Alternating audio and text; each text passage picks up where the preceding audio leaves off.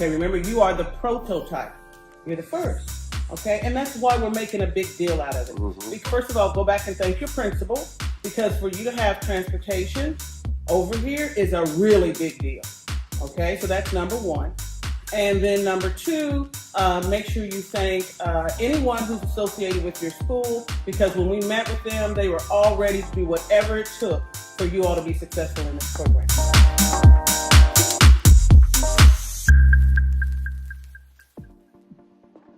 Welcome to Let's Talk Live with Martin Yu, the live podcast bringing much needed community conversations to the table. Let's Talk Live with Martin Yu is an exciting, reverent, and educational podcast that digs deep into current topics, community involvement, and stories of our alumni success that only Martin University can deliver.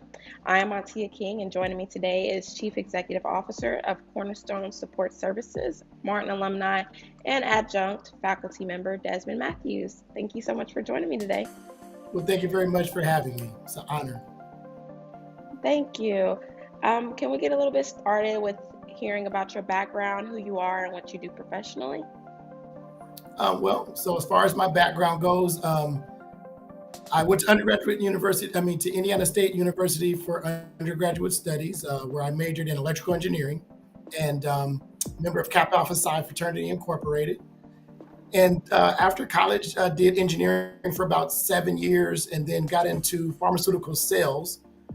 Did that for about another 15 years. And then after that, my calling has always been to be an entrepreneur. And so started Cornerstone Support Services about 10 years ago and grew the company to a fairly large company, over 150 employees, multi-million-dollar company, and then caught the attention of some other companies in the same industry.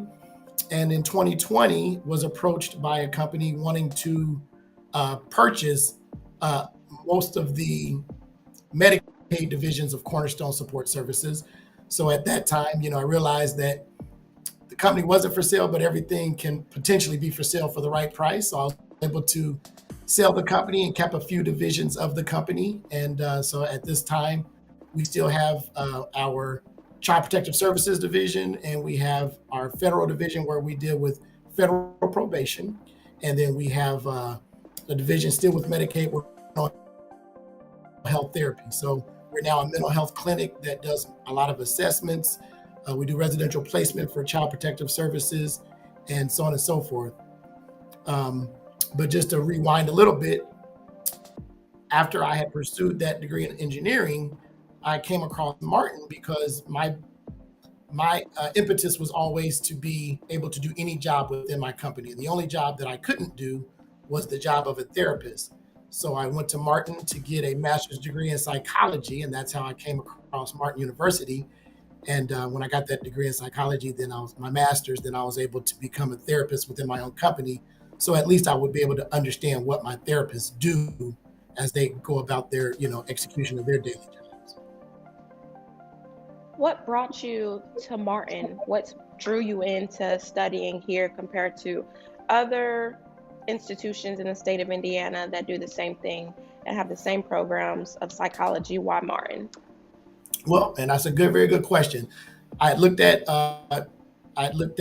Indiana Wesleyan. I had looked at IUPUI and their graduate programs, but Martin, of course, with it being a predominantly Black university, that was one of the first things that drew me to it. I had gone to Pike High School for my granular education, and then for my collegiate education, I went to Indiana State. So those are both majority schools. And I wanted to get the experience of being at a HBCU, for lack of a better term. And Martin was everything I thought it would be, and then some. It was that feeling of community. It was that feeling of your instructors were there to help. And that is even what led me to become an adjunct professor, because, it was, we at Martin, we service a underserviced population. And I seen a lot of people's dreams come true. I heard a lot of people's testimony where they were like, I never thought I would have a degree. And I wanted to be a part of that. Nice. So I know you said you wanted to be able to pretty much master anything that you had within your business, within Cornerstone Support Services. So, was mental health, did that become an interest after you received your master's with therapy, or did you always have an interest with mental health? I can't say that I've always had an interest with mental health. I will say that it is an emerging market, and it's one of those um, hot buttons right now because people are starting to remove the stigma of getting mental health Hmm. treatment. And it started interesting me in the sense of once I began taking the courses, I realized I could relate to a lot of the things that I was learning. And actually, I've got two children, two sons that are in college at Ball State and IU, and they're both psychology majors because, Wow. it's something that's very relatable. And so, but for me, I'm the consummate businessman. And so I approach psychology from more of an administrative perspective. However, I do have, patients that I see on a regular basis just to keep my tools sharp. And I'm pursuing, my licensure. So I'm, of course, having to get those hours as well as far as the exposure. And how would you describe just a day in your life and what you do? That's complicated. Well, as a CEO, the majority of your day is basically making decisions and making sure that everything is on track and that things are moving in the direction that you want them to move. Once we sold off the several divisions of the company, then we, started the rebuilding phase. So that's where we are now, the rebuilding phase. So, I'm building a strong team of administrators now. And I feel like I do have a very strong team of administrators. And, I'm just trying to teach them lessons every day. So like whenever I see something that I think is applicable to the growth of my administrators, I try to bring it to their attention and share with them. And then, as far as the other tasks of a CEO, it's just like always securing resources. It's a matter of making sure that you keep the brand's integrity intact at all times. So that could be with getting involved with community. It could be with getting involved with different boards. So I sit on different boards and steering committees just within the human services industry. So it's a lot of meetings with people like that, and then just constantly interviewing. I think everyone knows the current landscape for employment. It's like it's hard to find good people. So we're constantly interviewing as we're, like I said, in the growth mode right now. And then sometimes I try to enjoy life a little bit as well. Nice. It's always important to have that work-life balance in Yes, any it type is. of career path that you choose to take. With September, it's Suicide Prevention Month, and that means it's a time to raise awareness of the stigmatized and often taboo topic. And what we do is we use this month to shift public perception, spread hope, and share vital information to people affected by suicide. What has Cornerstone Support Services done this month, to raise awareness with suicide prevention? So, it's one of the things that we've talked about. We have our administrative meetings every Tuesday. So we've talked about that in our meetings. And we just try and, as we talk to our different clients and so on and so forth, we're always on the lookout for any signs that, they have any suicidal ideation. And we've just been very supportive of any initiatives that have come our way. With those watching at home right now or at lunch or in their offices, with your background in mental health, what are some signs that are in people who may consider taking the route of suicide? And how can their family or friends help step in to prevent that possibility? Well, one of the first things is if they show signs of depression or hopelessness, that you can tell kind of by some of their narrative. If they're never happy and they don't feel like there's any future or they have no reason to stay on a certain path, those would be some of the first signs. And one of the other things is if you find that someone is talking in a way that sounds suicidal, and then you ask them, well, how would you kill yourself, or what would be the what would that look like if you were to execute the plan?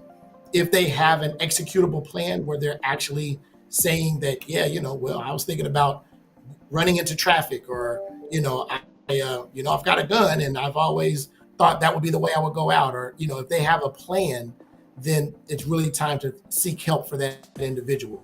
If someone is talking about it, but they don't have an actionable plan, at that point, it's time to try to still help them and find out why they have these feelings of hopelessness. But like I said before, if there's a plan in place and they have the means to do it, that's when it's really, really time to try to get that person immediate help, as well as maybe try to get them committed somewhere. Okay, and I received in college a suicide gatekeeper certificate, and I'm not sure if many people know what a gatekeeper is, but that basically is where you learn the signs of someone that may be considering suicide, and you can help them along the way. You can get them the proper help. They can talk to you, and you're pretty much like a safe space for this person to vent or get out anything that they need to without taking the route of suicide. Does Cornerstone have something similar, or do they have people who are gatekeepers within the Cornerstone Support Service? We don't have any gatekeepers per se. We've got several therapists on staff, and so we all know the signs to look for with regard to someone withdrawing themselves from their normal day-to-day activities, or when you see someone, we're trained to notice if someone starts to put their affairs in order, like if they pay their rent 3 months in advance because they don't want to inconvenience anyone, or if they start, gathering all the things that they're going to need to make sure that when they're gone, things are still in order. We all know to look for those signs, but we don't necessarily specialize in suicide. We more specialize in addiction help therapy and substance abuse therapy, and then and mental health therapy for those that are disabled. Okay.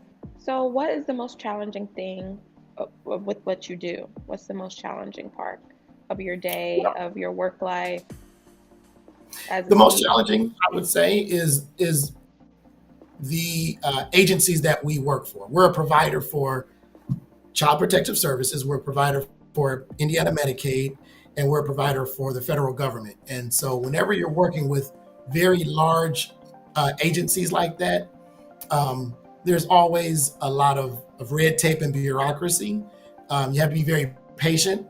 It's very challenging with regard to getting answers, sometimes getting results.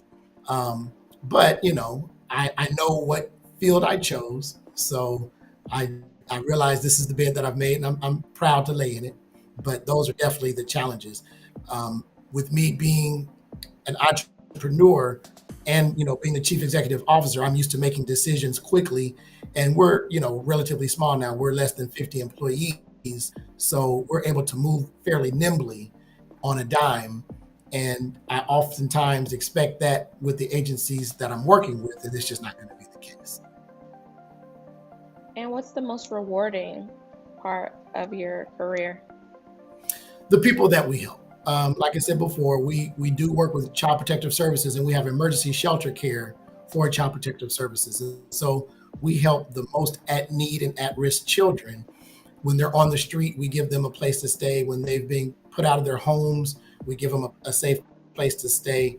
And then sometimes you see that you make a difference in those children's lives. I mean, we've had one individual who was actually a talented basketball player, but he never had a chance to play team sports. And we were able to get him on the basketball team at Addicts. And he was able to be a standout player as a freshman. He made the varsity team. And as a company, we went and supported his games and just gave him a dynamic to his life that he had never imagined he would have. And it brought him a whole new hope with regard to his future. He's seen that he could do some positive things and grow, and he's seen he could get some positive attention and not always have negative attention come his way. Nice. What advice would you offer someone that's considering this route and considering this career that you're in currently? What would you recommend?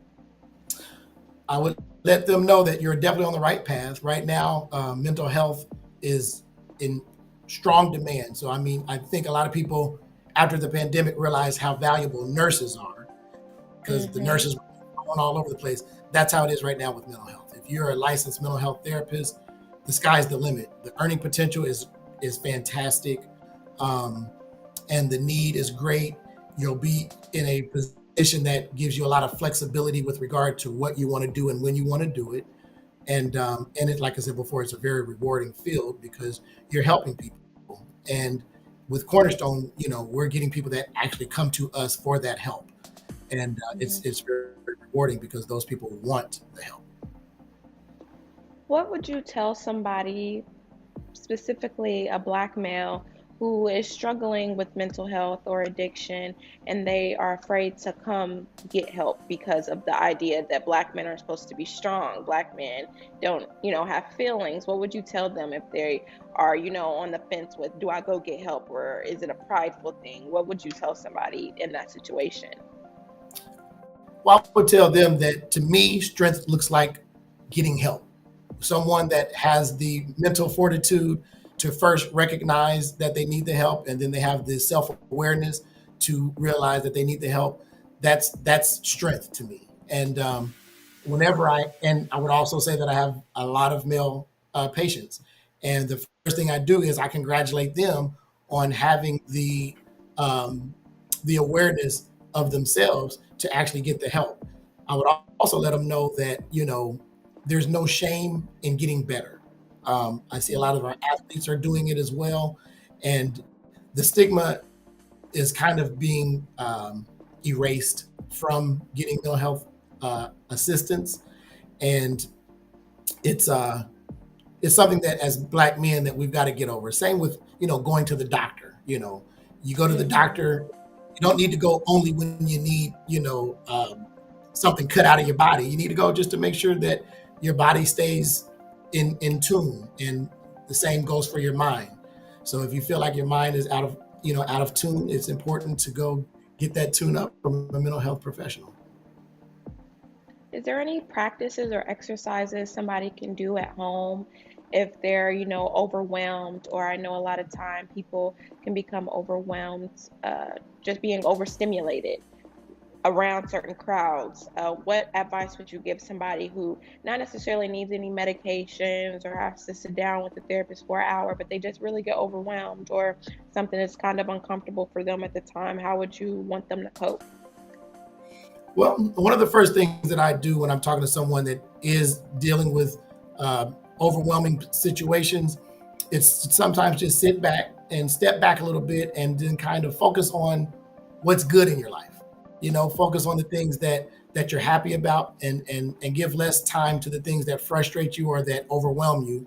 I feel like we make choices every day, and we can choose to take time to smell the flowers. We can choose to reflect on our accomplishments. We don't always have to give so much time to the things that went wrong. We can give even more time to the things that go right in our life. And I think oftentimes, if we do take that time to reflect, we'll realize that we have a lot more to be thankful for than we have to be frustrated about. I agree. What's a misconception that people commonly have about mental health professionals? Well, people have the feeling that something's wrong with me if I have a problem. And there's not necessarily nothing wrong with you. None of us have perfect lives. We just all have different ways that we deal with the challenges that life presents. And so you may just need help learning and understanding how to cope with those problems. It doesn't mean anything's wrong with you. And to be honest with you, a lot of mental health therapists have therapists of their own. So it doesn't mean that anything is wrong with you. It just means that, like I said before, that you're self-aware enough to know that it's become more of an issue than you had thought, and you want to nip it in the bud before it becomes something traumatizing, or before you end up in a crisis situation. Nice. Also, I had a question based on your professional background. What do you do to not dig so deep into those who you help, so you're not consumed with, their burdens and what's going on in their lives? How do you separate that from your life? It's a challenge, because for the most part, my practice basically is comprised of a patient population that looks like me. And, I grew up with a single parent household, and I had a lot of challenges. So it's hard to not, let it become, a part of my daily struggles. But I still struggle with it. I think the biggest thing is there's so many different type of people that I deal with that it would be hard for me to try and project all of it onto myself. And I realize that each of them is so different that it makes me realize that this is just, the population that I serve. But if I'd be lying if I said it doesn't ever get to me, it does, and I think maybe that's what makes me a good therapist. And at times, because I do empathize, and I do remember that, I've got an auntie that may be going through the same thing. I've got an uncle that may be going through the same thing. So it's very real for me, but it makes me genuine and organic with the help that I give out. And how can somebody reach Cornerstone Support Services? Where are you located? Are you in Central Indiana?